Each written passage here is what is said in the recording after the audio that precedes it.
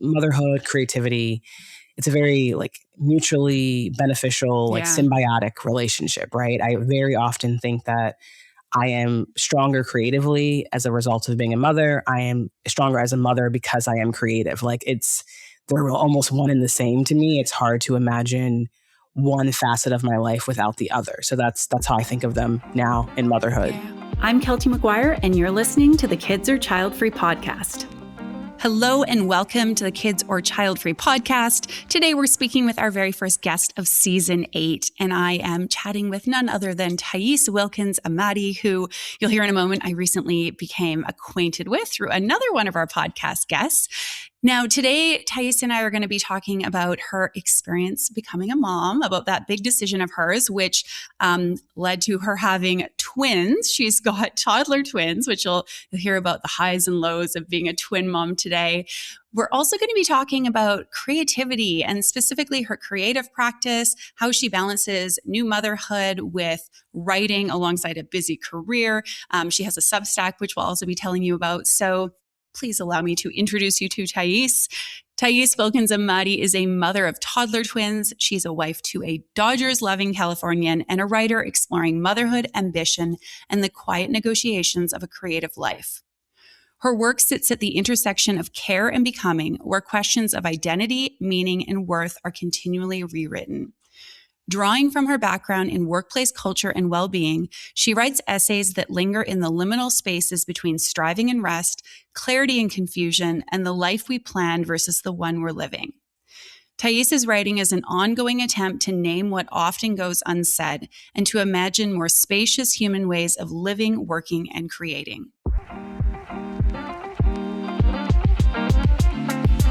All right, we have Tyece here with us today, and you know what? I will let her tell you a little bit about herself, but we actually became acquainted through a past podcast guest of ours, Alyssa Strauss, who was on the podcast last summer.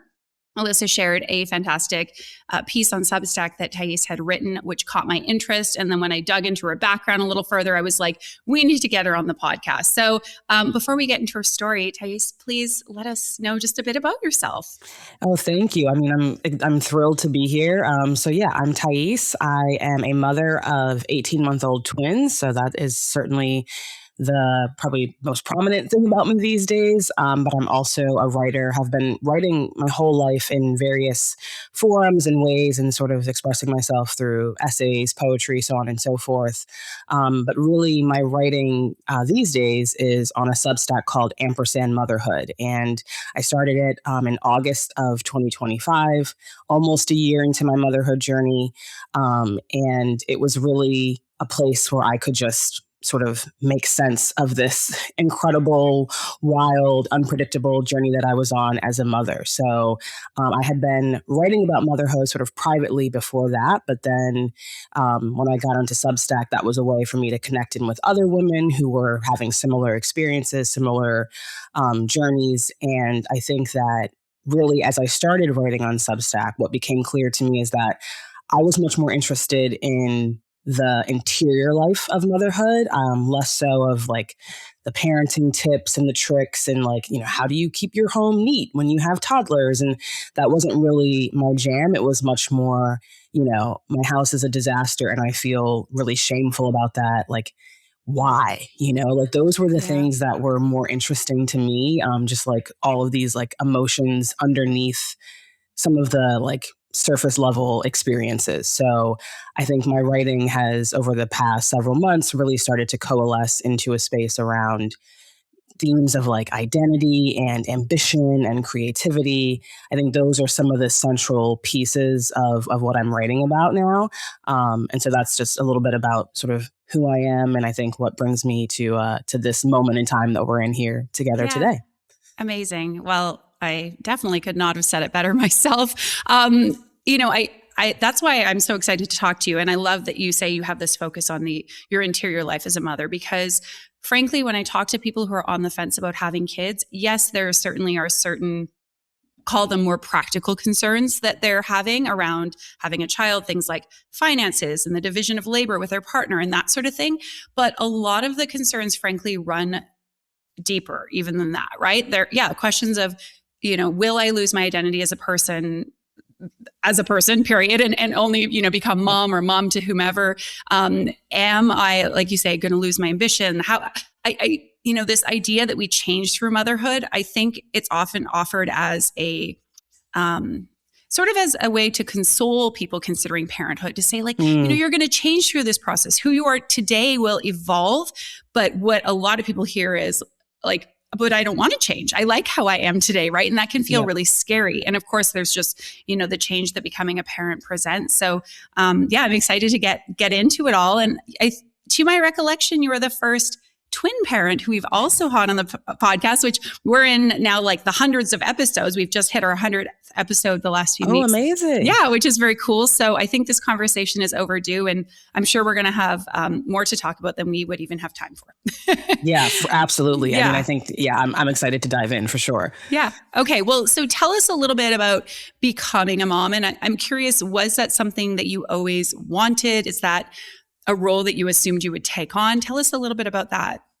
Yeah, I love that question. And I mean, short answer, hard no. I was not someone who grew up or sort of came of age thinking I definitely wanted to be a mother. I mean, there are definitely people like that, like who, they know they want to be parents from the outset. That was not me. I think I was, if anything, the opposite, where I thought like, I probably don't want to have children. The vision of my life was quite different, where I thought, maybe I'll get married and then, live a life without children. Yeah. And people would often say, sometimes in a sort of patronizing way, like, wait until you meet the right person. And I always thought that was kind of nonsense. And then as life would have it, I met my husband, and that was a turning point for me. And so I think that we so often think like this idea of like, do you want to have kids is something that you and you alone sort of, that a decision that you and you alone make. And I think I realized that like it's something that you can come to in partnership and in concert with another human being, right? It's a decision that very much can be a joint decision. And that was very much the case for me. Once I met my husband, I felt like, yes, I wanted to have children with him and really sort of expand our life in that way. That was pretty clear to me early on, even when we were dating, even before we were married. So I think it was one of those decisions that I arrived to over time, and meeting him was certainly an inflection point in that decision-making process. Yeah.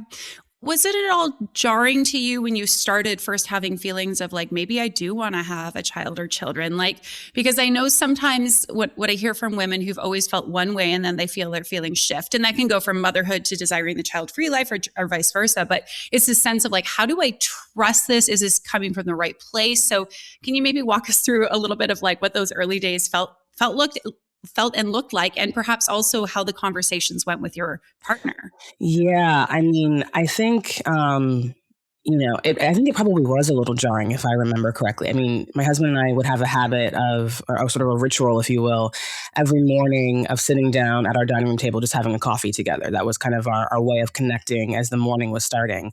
And I remember at one point saying to him, I'm like 60-40 on this kid thing, right? 60 swinging in the direction of like wanting to have kids, 40 in the direction of swinging to not want to have kids. So it was a pretty like even split.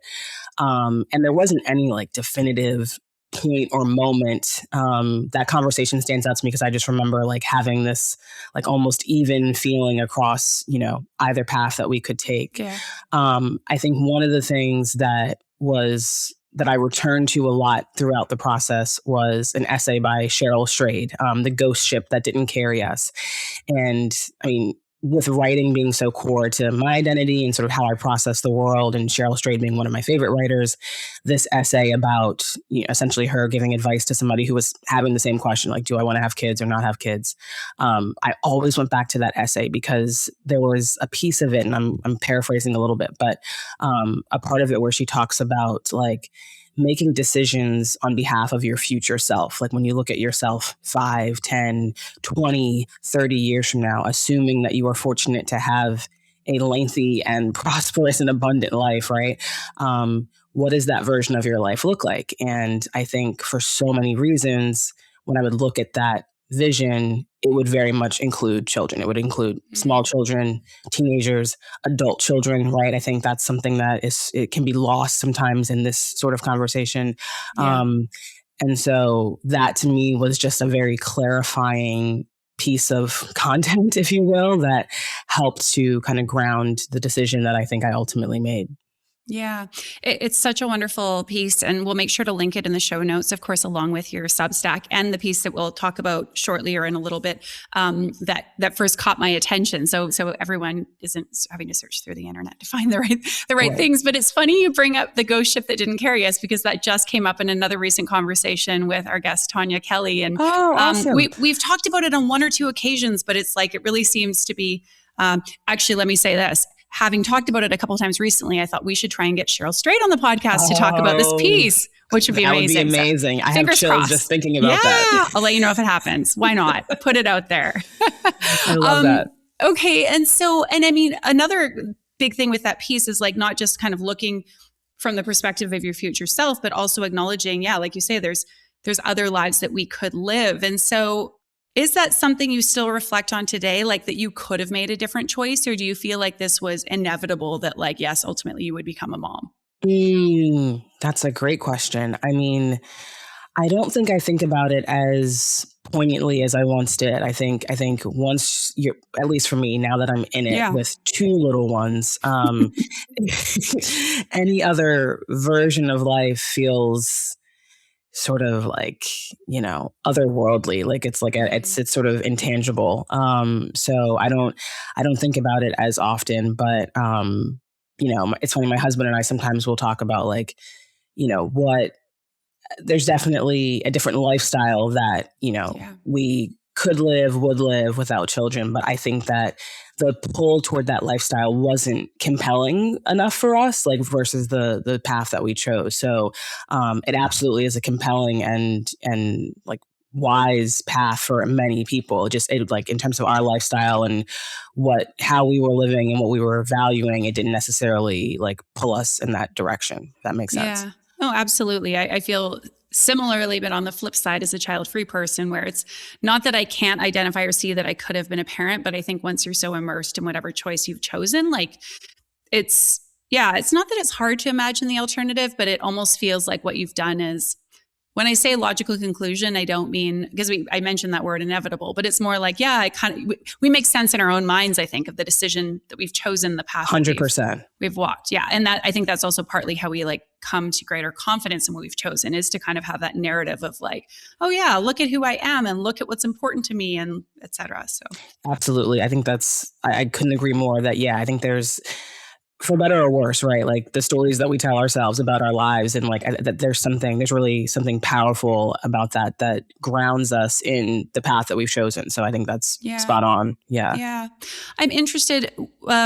Did your husband have similar feelings to you of being somewhere in the middle, or was he quite strongly in favor of having kids or against it for that matter? Where was he in the matter? Yeah, it's funny. He and I were talking about this not long ago, and he joked that when we had that conversation, during our marriage about me being 60-40, he was like, I was kind of saying that like, yeah, me too. But like really, he was much more like 90-10 at that point, right? In favor of having kids. I think he very much saw himself with kids, but was also open to sort of that conversation evolving between the two of us. So he sort of gave me a lot of room to kind of think and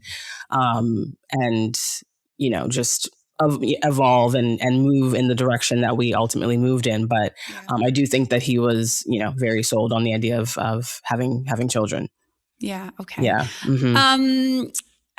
I'm interested, when you say you were 60-40, like what would you say, what were particular fears or maybe reluctances that you had about becoming a mom? And then to what point in confidence or certainty do you think you got before saying, let's do this? Like, did you get to 100-0, or was it like, no, I'm 60-40? Right. No, that's a great question. I mean, I think, I do think that I eventually probably got to 90-10, maybe like 95-5, if you will.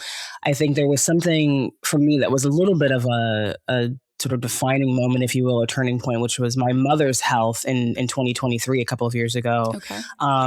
She was really unwell. She was in and out of the hospital. She's fine now, fortunately. But during that year, she was, kind of going in and out of the hospital, was ultimately diagnosed with COPD and got the support and sort of resources that she needed. But I think during that time, there was something about going back and forth to see her, like, me and my sisters being, and my dad being the ones who were kind of like at her bedside. That was probably in my subconscious, like really kind of solidifying this decision of, okay, when I see my life at her age, right? Like, yes, I have children, adult children around me. Like there was something about like that particular year and some of the challenges, and also like the way in which my husband was supporting me as I was, going back and forth to see her, and thinking about like our lives together and what that ultimately looks like as we move further down the road, because we had only been married a year at that point. Okay. So I think there was just a lot about that year that sort of swung things from the 60, probably closer to the 90, 95 range. Mm-hmm. Okay. Yeah. I mean, it makes sense. And this decision is so influenced by the experiences we have and, the things that happen to us, the things we choose. Like I know a lot of people listening and clients that I work with, they want to try and like extract those factors from this choice, but I believe it's almost impossible because we're all a byproduct of what's happened to us and who we are as people and et cetera. So absolutely. Absolutely. Yes. Yeah. Okay. So tell me then about, finding out you were pregnant with twins. Like, I mean, was that planned? I mean, were there twins in the family? Like, I'm curious how, I'd love to hear about this moment or moments of like, holy smokes. Right. Yeah. Yeah. So many thoughts. There were not twins in the family. Total surprise. I mean, I oftentimes, when I think about the days of finding out I was pregnant and then finding out I had twins, the moment you find out you're pregnant is a pretty significant moment, right? Yeah. However, I remember that was like March of 2024. But when we went in for the first ultrasound and found out it was twins, like that memory is much more vivid in my mind. Yeah, we went in for the first ultrasound, just there's actually a video of me that my husband took the day we found out that we were going to have a baby, one baby at that point, we thought. And there's a video of me being like, we can't wait to meet you, right? Just assuming there's one there's one baby in there. And so fast forward to the first ultrasound, and the sonographer was like, oh, there's two of them. And she said it like so casually, like, it was almost like a nice day today. Right. Yeah, it was almost like it took my brain a minute to process like what she was saying, and then it hit me, and I look at my husband and we're like, "Are you kidding?" And she's like, "No, there are two of them." And from that moment on, it was just, I mean, it was such a shock to us, to everybody who we shared the news with.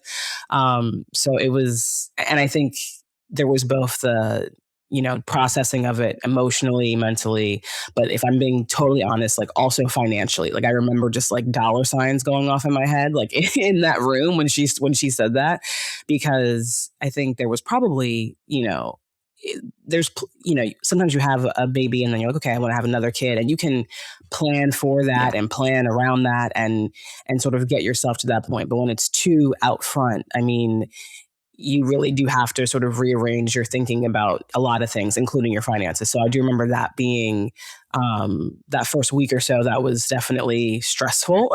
Just thinking about how we would manage that piece. And then eventually all of the other like amazing things about it started to follow suit. But that piece was definitely prominent in my mind in that first like week or so.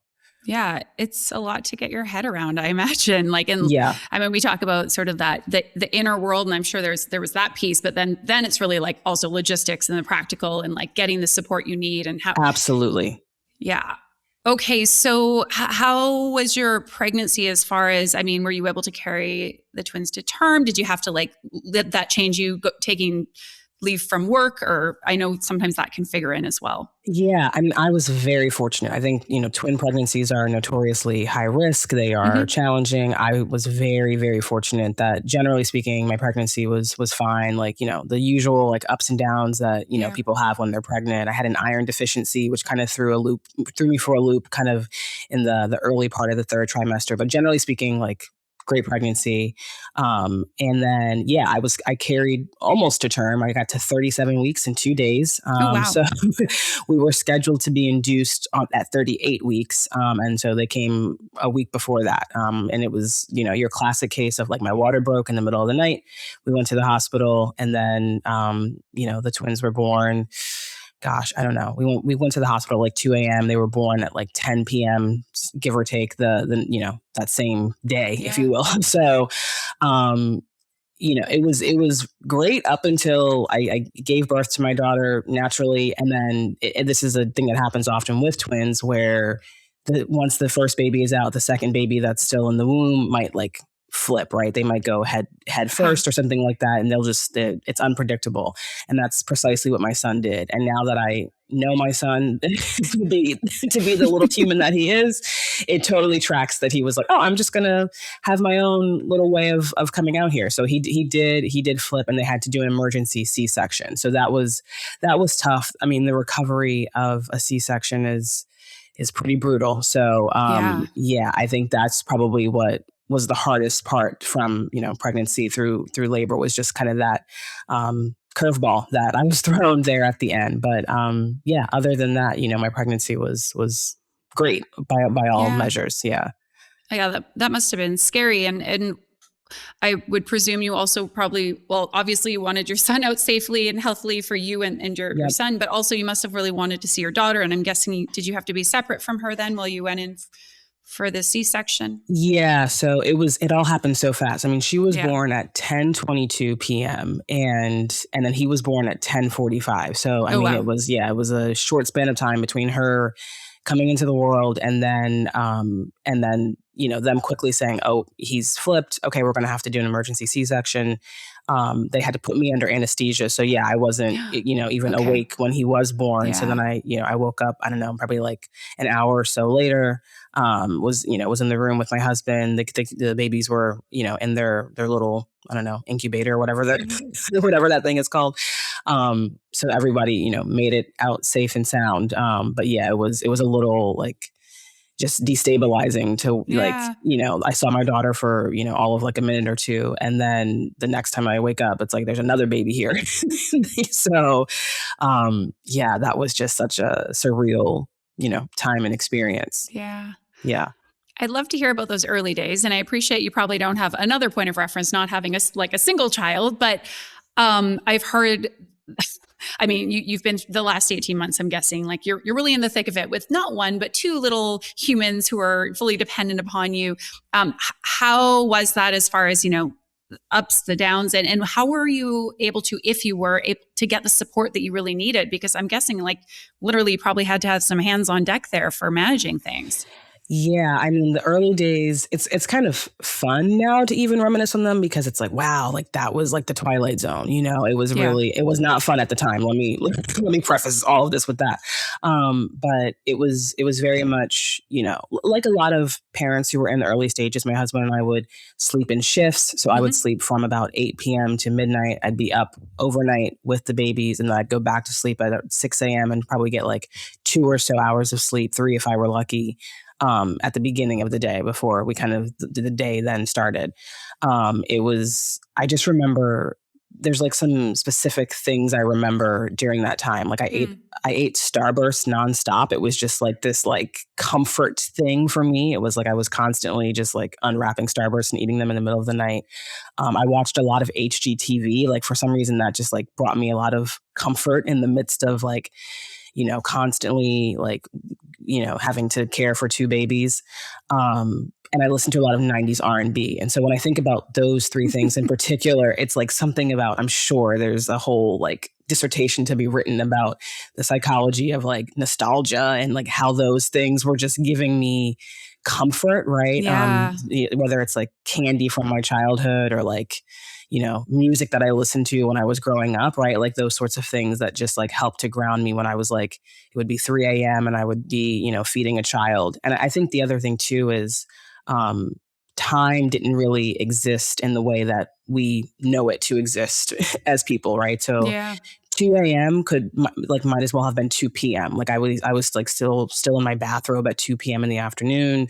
I was in my bathrobe at 2 a.m. Like it really just didn't, I don't know, time was like it was just amorphous in that phase of life. So, it was just a really just surreal time to live through. And I think now I look back on it, and just to know that I, survived that time is like pretty incredible. Yeah. I think to the point about support, you know, it goes without saying, but perhaps, does merit saying, my husband was definitely in the trenches with me, right? Like, I mean, it was the two of us. That was the biggest support system I had. I think a lot of the support I had from family, friends, even colleagues was more of like moral support, right? It was less of like them coming in to help, because we, at the time, and still do, lived in a small apartment. So it wasn't the kind of space where it was like, okay, we can have a bunch of people kind of roaming in and out and it doesn't feel invasive or like it's infringing upon our space, right? So people would visit, especially my parents, my sisters. But that was much more coming to visit, see the babies, help out a little bit, head home kind of thing. So I think the main support system was very much my husband, which, was probably to be expected. Yeah. Well, one would hope, but I'm sure I know it's not the experience of everyone. So, I mean, can't remember if you mentioned at the beginning, but you're based in the US, where there's generally quite appalling maternity, paternity leave policies. How much time did you take, and was it what you'd planned? And what about your husband? Great question. Yeah. So it was sort of this amalgam of, I had to take like short-term disability. Then we had about 4 weeks of parental leave at the company that I worked at the time.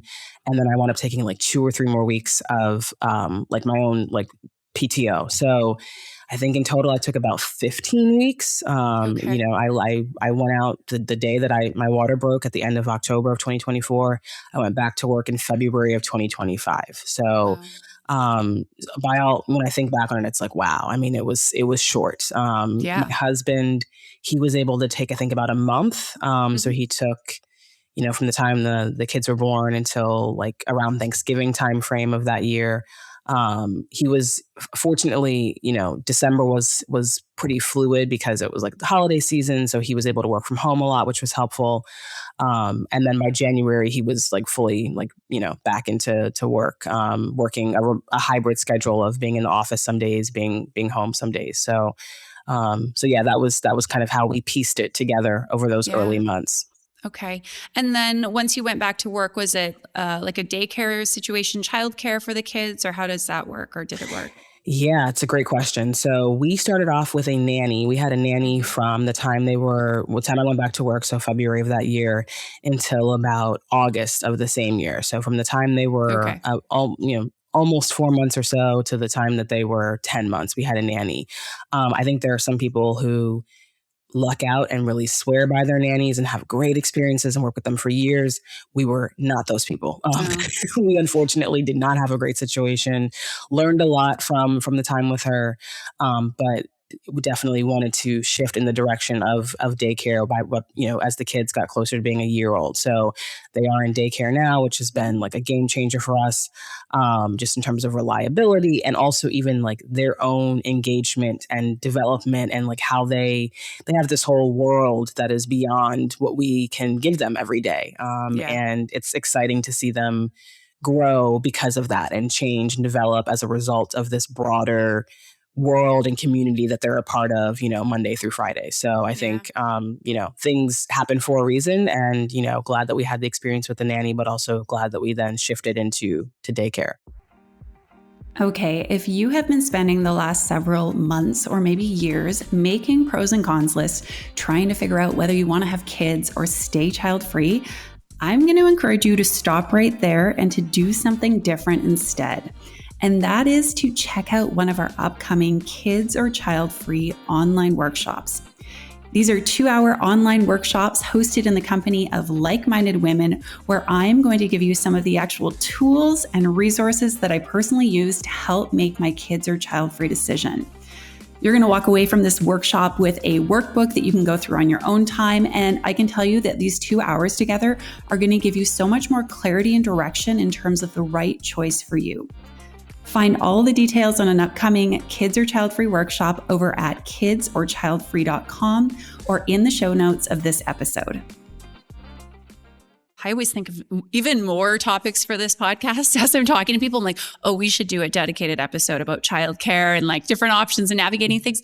If you could give one piece of advice for someone considering a nanny, if they're, thinking about that parenthood path, is there anything that you would suggest maybe that you could have done differently or something that they should think about? I realize it's like a really broad question. No, I love that question. Yeah. I mean, this is going to sound perhaps so tactical and logistical, but I think one of the mistakes that we made was giving our nanny just like upfront, like, I don't know, it was a significant amount of time off. Like it was like, okay, you have this much time off for the whole year. And unfortunately, she was one of those people who did misuse that, right? It's like, oh, I've got this bank of time that I can just take. And so I mean, I'm not joking. On day 2, she called out. I mean, it was very early in the process. So I think that would be my recommendation. Similar to any corporate gig where you accrue time off as you are there longer, right? I would definitely suggest that some sort of accrual process whereby this person, okay, after you work a month, you accrue a day. Like that's how my job is, right? Like the longer I'm there, I accrue time, like, month over month. So that way that can be managed a bit more thoughtfully from both ends of the spectrum. So that'd be my biggest piece of advice. Yeah. Okay. Thank you. That's a good tip. And I like that it's tactical. That's helpful and something that hopefully will be applicable for everyone. Yep. I want to talk about your creative practices or practice, with writing. I'm curious. Writing might be the vehicle for you, but I'm guessing like when you talk about things like your interior world and just maybe the way you move about the world, would you say you're creative in various aspects or do you have other creative pursuits? I'm interested just to hear first a bit about your relationship with creativity and how that sort of is expressed, if you will. And then I'm interested to hear how that has fit in or sort of the dance between that and becoming a mom. Yeah. This question is so exciting to me. I think, creativity, my main vehicle has always been writing. How that has shown up has been different over the course of my life. Sometimes that's been like actually writing essays, sometimes performing spoken word poetry, which I do a lot less of these days. But words have always really been kind of the anchor for me when it comes to creativity and my creative practice. Even truly like conversations like this, right? I think the way in which words show up is also how they are just spoken to one another. So I very much see a conversation like this as a creative practice. I think, when it comes to motherhood and creativity, in the few years before I became a mother, my creativity had in some ways taken a back seat. I was very focused on my daytime work and what I was doing in that space. I had gone to grad school and from 2019 to 2022. So a lot of creative energy was focused on that. I was getting my MBA at the time. So creativity, just like for my own personal sake, had sort of shifted to the background. And when I became a mother, very quickly, I felt that pull toward writing again. I very much felt like, okay, I need to be writing again about my life and myself. And I did that in a much smaller way. Just I would like write a little newsletter and send it to my family and friends. I had like an email list of like 20 people, and I'd be like, okay, here's kind of what's happening with me and the kids, and not even what's happening, but like to the point of, as we've been talking about, how I'm feeling, how I'm processing things. So I had this like personal newsletter. I called it Earthside at the time, which would evolve later into various iterations of my Substack. But yeah, I mean, that was very much, the beginning of creativity coming back into my life as a mother. And I see them as being motherhood, creativity. It's a very like mutually beneficial, like symbiotic relationship, right? I very often think that I am stronger creatively as a result of being a mother. I am stronger as a mother because I am creative. Like they're almost one and the same to me. It's hard to imagine one facet of my life without the other. So that's how I think of them now in motherhood. Yeah. Yeah. I mean, it makes sense, of course, creating and giving birth to and raising life is such a creative endeavor. And I can see how it must inspire you in many ways. And like you say, like maybe actually I'd love to hear a little bit more about how creativity has helped you become or be a better mother. I do wonder though, and perhaps this wasn't your experience only because like you say, your creative practice had taken a bit of a backseat because of other things going on in your life. But I've heard, for example, some women say things like, I feel like I can hardly focus on a book, or like, the idea of sitting down to do the things that they've always enjoyed. And maybe it's not creativity, maybe it's some other, hobby, or it's physical movement. But did you ever feel like was there ever a period of time where it felt harder or more out of reach, or did you really feel like pulled back into it?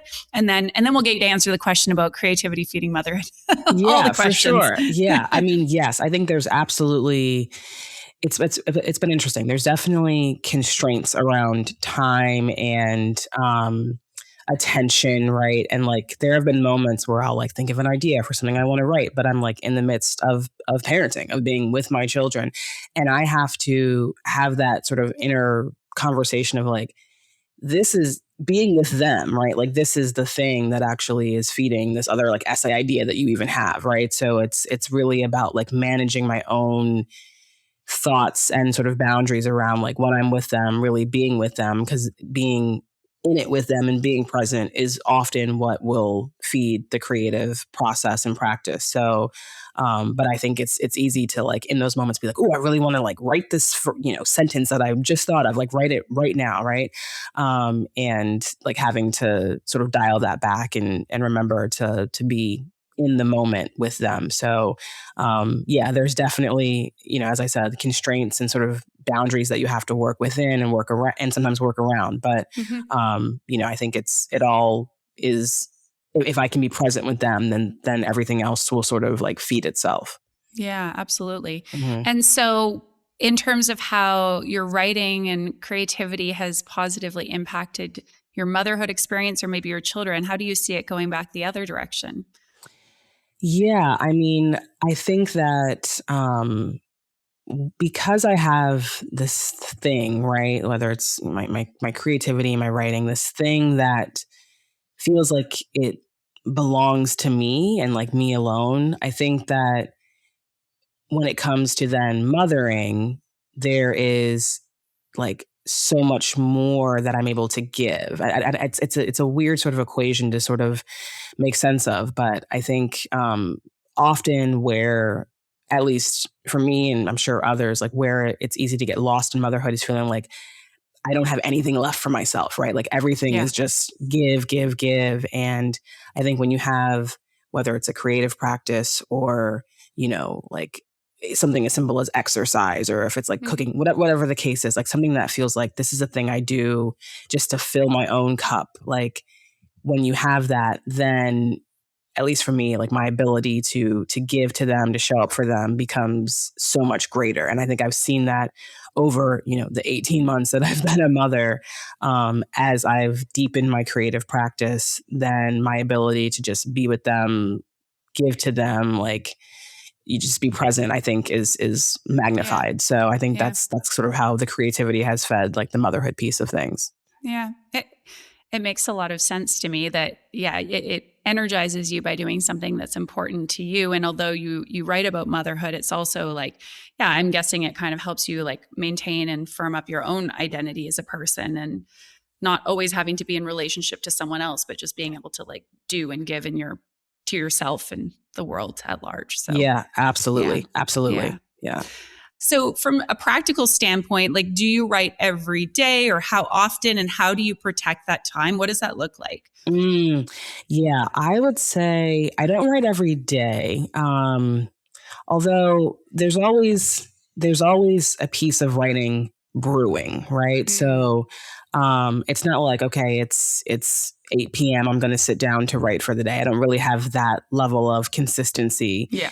In part because, just for the sake of like being a parent and like some of the unpredictability. Oh, excuse me. But also like, because there's other ways in which I'm like connecting and sort of being in creative community with others, right? So whether it's like having this conversation and kind of thinking about this conversation and things like that, right? Or like answering a Q&A for another Substack, or like other things that I might be doing that are kind of keeping me in that creative space and like keeping me within a creative pace, if that makes sense. So yeah, I mean, I think beyond like those ways in which I'm plugging in, yeah, writing is always kind of brewing. So yeah, there's sometimes an essay that's like half drafted in my phone. Sometimes there's an essay that's like I'm editing it. Sometimes there's a piece that's like, okay, I'm ready to finally publish this. And so I try to be really thoughtful and mindful about, you know, what I'm putting out into the world, how I'm thinking about it. Usually if I like write something, I want to give it some time to just like breathe. Like I've started thinking about writing as like almost like something you take right out of the oven, right? It's like after that first draft, it's like it's piping hot and it needs to actually cool off before I'm ready to serve it. And so that's kind of how I think about my writing. And so there's always an essay at a various stage of finality before I'm ready to like share it. Yeah. Nice analogy. I like that metaphor. Thank you. Yeah. Thank you. I'm guessing, I mean, some of that time you just kind of carve out as you're moving through the world in your day. How much of that is something that's taken, given, expressed in conversation with your husband? Like, is it like, hey, this is important to me, I want to be able to take this time? Like, do you think, and I would hope that one's partner would allow them to pursue the things that are important to them and vice versa, right? To like have that conversation of, hey, this is kind of what I need to be well and feel like myself. But like, has there been a dialogue between the two of you, and what does that sort of look like? Yeah, that's a great question. I mean, yeah, I do. I think that he's fortunate that we are both people who we definitely need time together, but we also need time apart. It's like one of the things even before kids that's really been important in our relationship. So I think it's very much been one of those things where, even as I was starting my Substack, I was like, hey, I'm thinking about starting a Substack. And he's always been supportive, right? I mean, I don't have one of those husbands who is like, I want to read everything you write. I'm like your biggest fan on Substack. I mean, those people are great, but that's not us. It's very much like, okay, yeah, this is a thing I'm doing, like supportive, great. And so, yeah, I think that, we have a rhythm whereby, like on Wednesday nights, he always loves to watch like this one sporting event. And so it's like, okay, Wednesday nights, I know I'm going to have some time. Like this is a great time for me to sit down and write or kind of do whatever it is that I want to do. Same on Saturday nights, actually. That's like another night that's a good, like, Fridays are usually like our night together. And then Saturdays, like you do your thing, I do my thing, we can kind of just like be separate. So I think that there's, support both in terms of like the rhythm of the household and how this type of work can exist within the rhythm. And then also just generally support. I mean, even in this conversation today, he was like helping me like get my lighting set up and like all these things, right? That he's like more of like the techie one between the two of us. So he was like very supportive about like just, helping me set up shop to have this discussion. So he's supportive in a number of ways. Very cool. Well, you can tell him you did a great job. Oh, I will. Your lighting looks brilliant, and the sound's perfect too. He'll love that. Got to give encouragement, right? To like, exactly. More podcast interviews, more writing. He's doing so great. Exactly. Yeah. I want to ask you about the inspiration behind, or like what made you decide to start sharing your writing publicly through your Substack. And then maybe you could tell us a little bit about this piece that I had read that Alyssa Strauss had shared, tending towards toward. I always say towards, and towards isn't a word ever, is it? Right? I've learned this over the years. It to be, though. We want it to be. Is it? Yeah. No, it doesn't exist. Okay, tending toward a truer life. Yes. So like I was saying, I started my Substack back in August of 2025. It was sort of an evolution from this personal newsletter that I had been sending to my family and friends. I felt like, okay, I'm at a point where I want to connect in with other mothers, like not just people who know me and are like, hey, this is great, glad you're doing well, but like people who are actually having a similar experience, writing similar things. And I was marginally familiar with Substack from like, just being a lurker, like being somebody who like read a few Substacks, but didn't really know like how it worked and like, all of the ins and outs of it. So I sort of turned to a couple of friends who were on there like, okay, how does this work? What do you do? And it, became pretty clear to me how to make it all come together, as somebody who had been blogging back in like the 2010s and had been like, in various online spaces back then. It wasn't like completely foreign to me.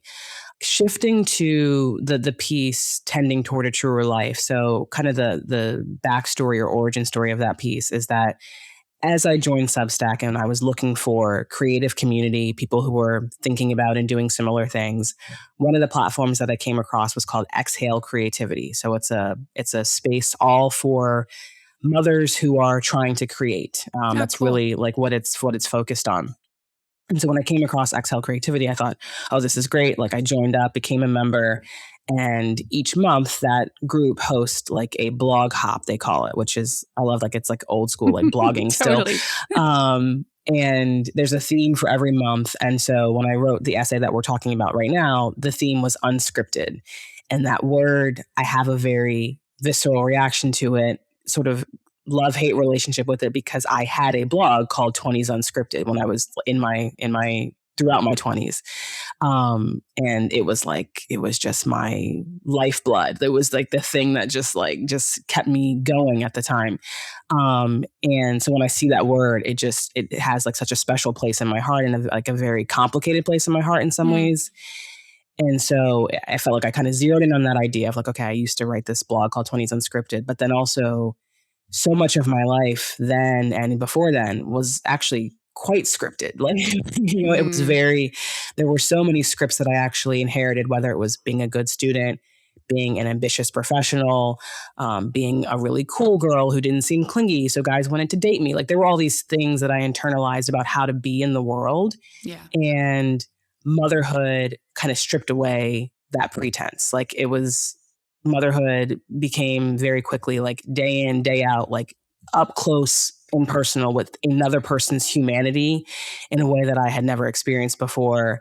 And I realized like all these things that I've inherited, like, don't really apply anymore. Like, what I'm actually moving toward is very different from what I had in the past. So that was both the genesis of the story, or the essay, and then, sort of what compelled me to write it. Yeah, very cool. And I'm curious how your writings have resonated with other moms, and like, are these typically read by people who are already parents or people considering parenthood? Is there anyone it's resonated with that you're like a little bit surprised maybe? Yeah, I've been fortunate. I mean, I think that there are, it has resonated with people, and in a very small but deep way, I would say. So when I think about my Substack, my Substack generally and my presence there, it's not one of those that's had this like, oh my gosh, overnight, suddenly you have thousands of people subscribing. It's been like a very steady drip month over month of like people subscribing and me feeling like I'm following their work, they're engaging with mine, that we're actually sort of in conversation with one another versus them just like a blanket, just followership, right? And so that's really what I'm aiming for. I mean, even, Alyssa sharing the essay and then, being able to sort of connect with you in this way, like there's so many, to me, the depth of that is invaluable. And so that's always what I'm hoping to build is like, just a general, I don't know, connection community where it feels like I can really have depth and be in conversation with other people who are having similar thoughts and experiences. I mean, mostly mothers who are reading my work, but also folks who are not parents or not mothers, and there's still something there. And that's what I hope too, is that to the point of examining one's interior life, that's a theme that stretches whether you have children or don't, right? I think that there's a lot of value there. And that's what I'm always hoping to use as sort of like my North Star. Totally. Yeah. And it seems, having read a few of your pieces, that there's really an emphasis on nuance in the experience of motherhood, and also contradiction, which I know specifically helping people with this decision, but in general, that's not a place that most people are comfortable being. And I feel like there's not that much allowance for that, specifically in like public places and forums and like the media and whatnot, right? We like polarized perspectives and opinions and like, it's amazing or it's the worst thing ever. And so I'm wondering if you could maybe speak to a couple of like the tensions or maybe contradictions or that sort of nuanced place that you've been in over these last 18 months since becoming a mom.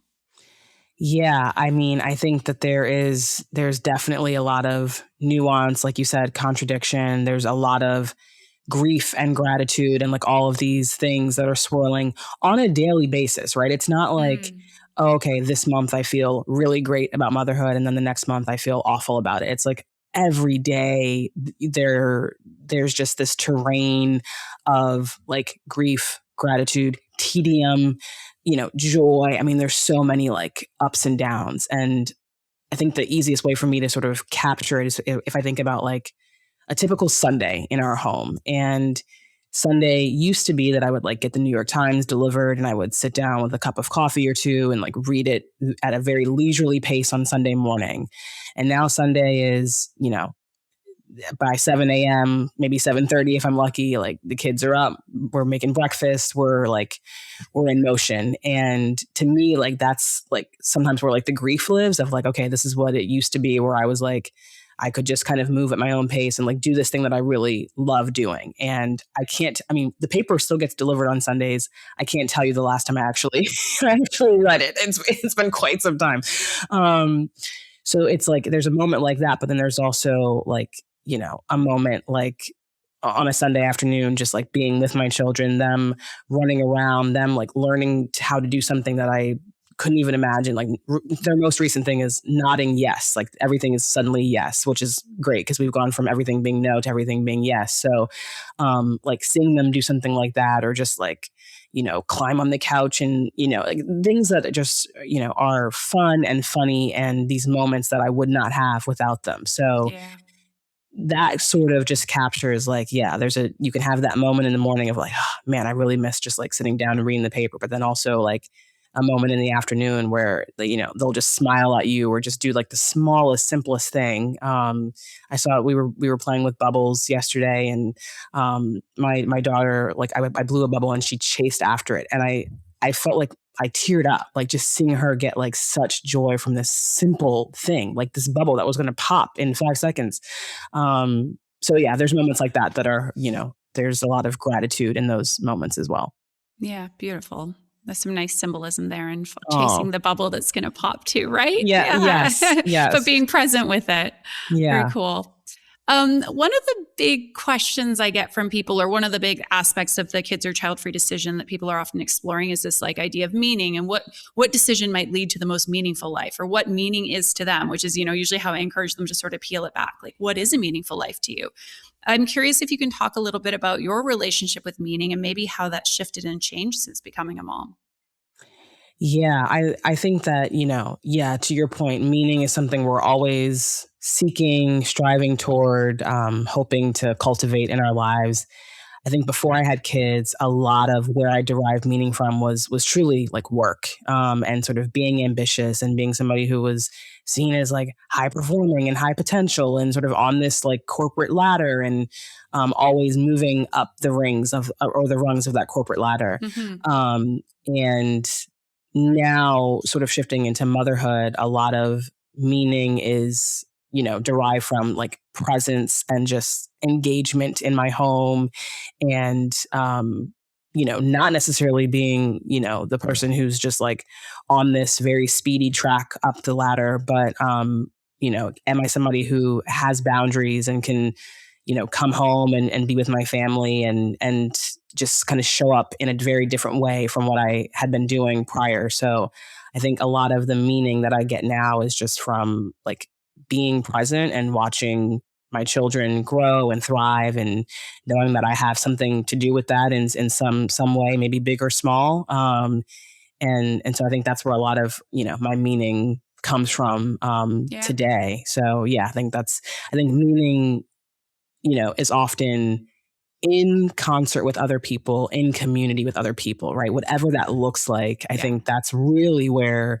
meaning comes from, is less of me, myself, and I sort of, Mm-hmm. moving through life and moving through the world, but like, how am I doing that in community with other people? And that's where I think, for me, I get meaning from. I think most people do in some way. Yeah, no, I would agree with that. Absolutely. Yeah. Relationships, connection, community, those things are, I think, central to the joy and purpose and meaning we feel in our lives. Yep, absolutely. I'm interested to go back to the being a twin mom topic briefly before Yeah. we wrap up today.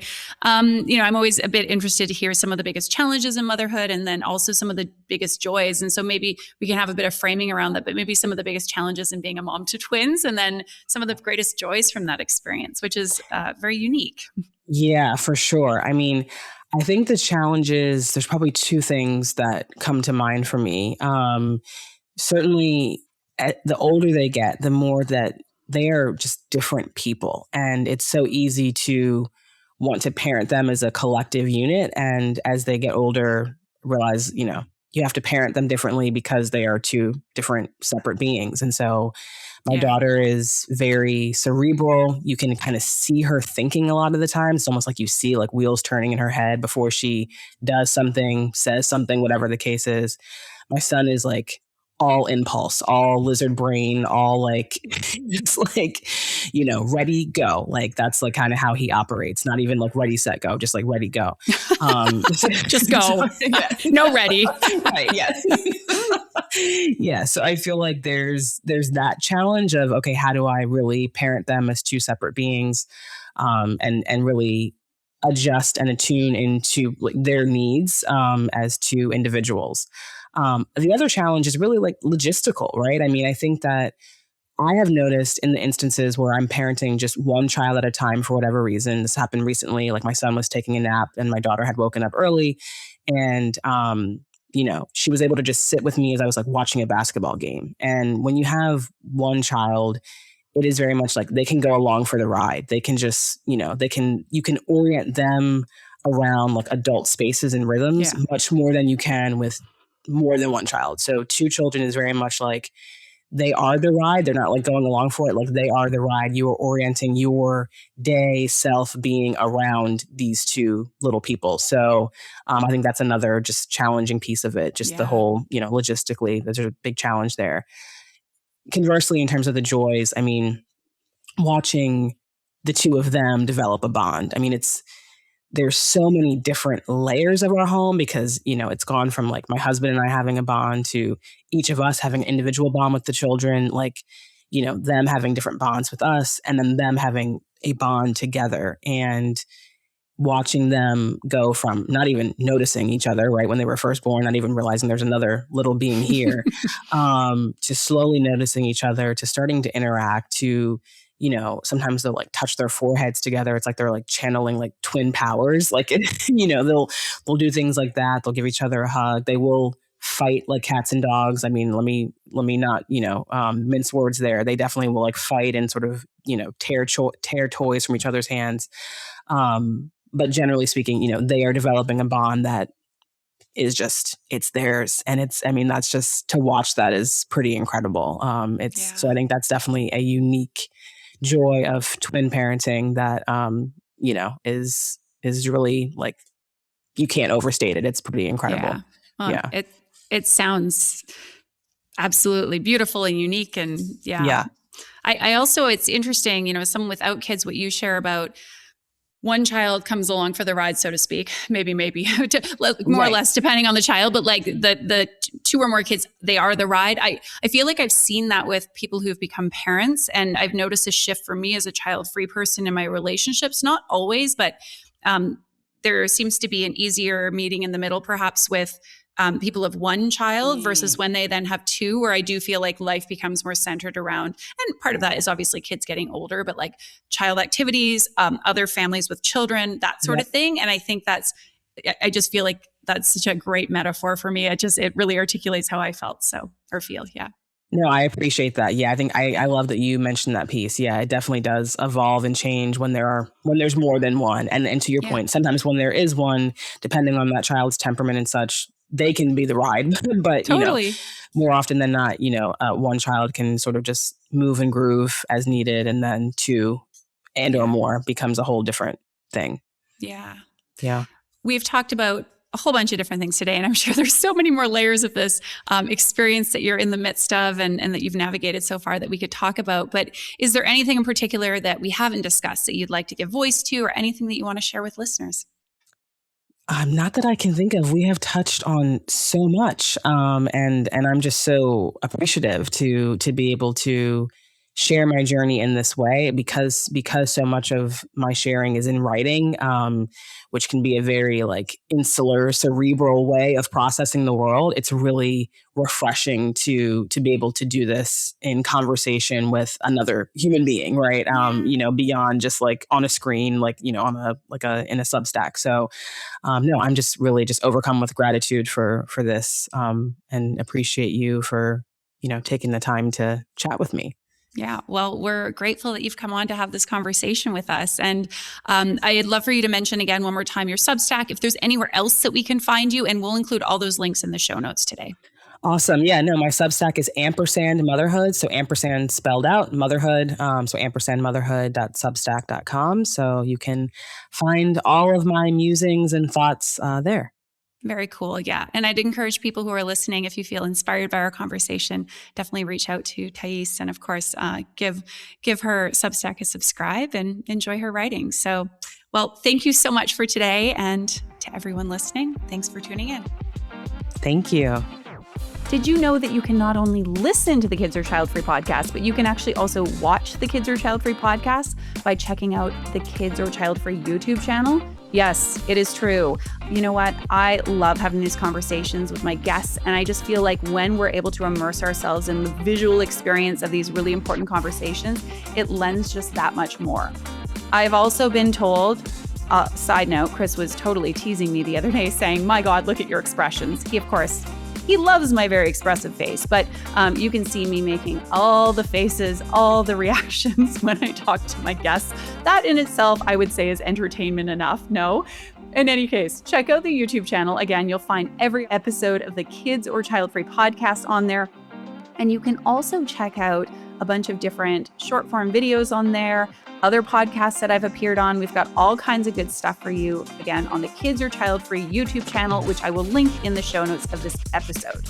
Make sure you subscribe when you head over there. And if there's an episode you love, leave us a little love, share some thoughts, ask some questions. I will do my very best to respond to each one of you over there on YouTube. All right, that is all from me. Thank you so much and have a beautiful day.